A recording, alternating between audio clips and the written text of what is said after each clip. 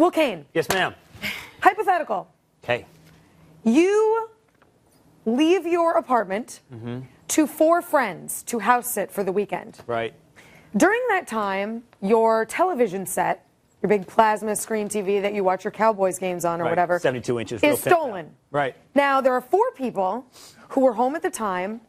I'm sure you'd like to question all of them. Are you going to question them on 5 different days in separate rooms, or are you going to question them all at the same time, all in the same room? 5 different days, separate rooms. You're a liar. Hey, I'm going to do the prisoner's dilemma with them. Yeah, I was going to say. I don't want them colluding. Play them against one Yes, another? yes. And there's a one-way window. That also makes little sense. The way that this would actually make sense is if you could ask all your questions to all the relevant people on or around the same time. That's obviously not what's happening with Libya.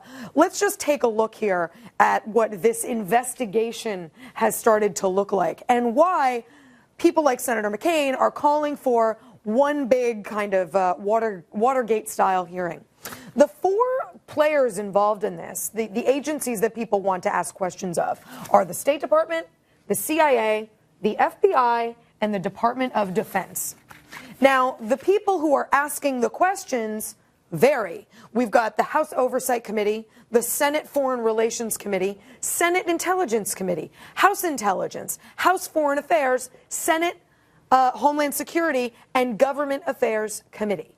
All different committees. Some of these committees have some of the same people on them.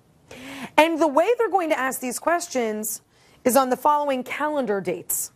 We had the House Oversight on October 10th. Senate Foreign Relations was November 13th.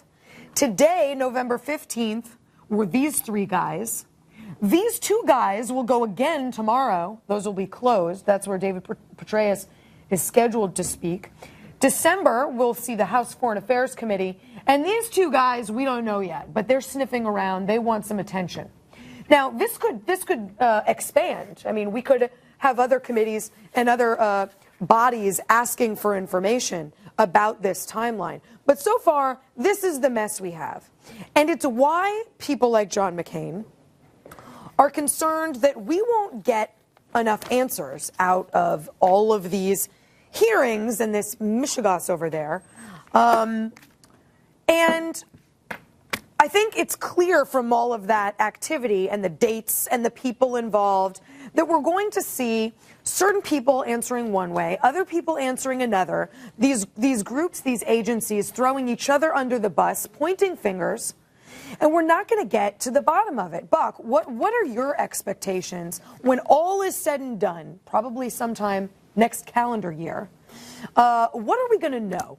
I don't think we're going to know a whole lot more, unfortunately, than we know now. I wish I could say differently, but the truth is that Republicans have an obligation to the families of the men who died in Benghazi. They have an obligation to the American public to find out exactly what happened. The whole Congress does. I shouldn't just say Republicans. I mean, we should know exactly what happened. Here is the issue, though. As I look at your chart, SC, when it comes to negligence and duplicity, I think that's already more or less been litigated. I think that the administration has certainly accepted there was negligence. That's kind of hard to get around. They messed up. And I think that it's pretty clear to everybody with a television screen or an internet connection that there was some duplicity. But there they weren't held. There are plenty of people suggesting otherwise. There are. I know. Yeah. But we already. You have all the evidence. Yeah. You have all the evidence you could ever gather. I think Sure. to know those 2 things. The issue of these hearings has to do with those 7 hours. The issue of incompetence in the face of an attack in extremis. Well, let me what's ask happening. you just this about those 7 hours, because before today, we were under the impression that the CIA had requested or had been asked for additional security. Let me put up that full screen. We have a quote that says, an urgent request from the CIA Annex for military backup during the attack on the U.S. consulate and subsequent attack several hours later on the annex itself was denied by the CIA chain of command, who also told the CIA operators twice to stand down. That was October 26th. Now, apparently, according to a senior intelligence official, the new line is assistance from the U.S. military was critical, and we got what we requested, that the CIA. Explain this change.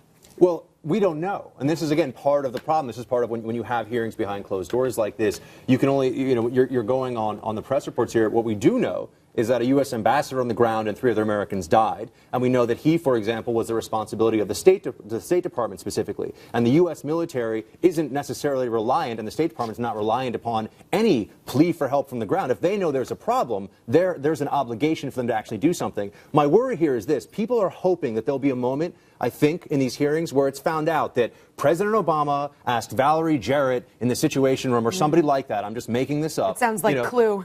But ask somebody, or there was some sort of discussion. He said, look, we got the election coming up. Just let people on the ground figure it out themselves. Don't send anybody in. Don't make it look like a Libya invasion. Even if that happened, I don't think that's ever going to come out of the hearings.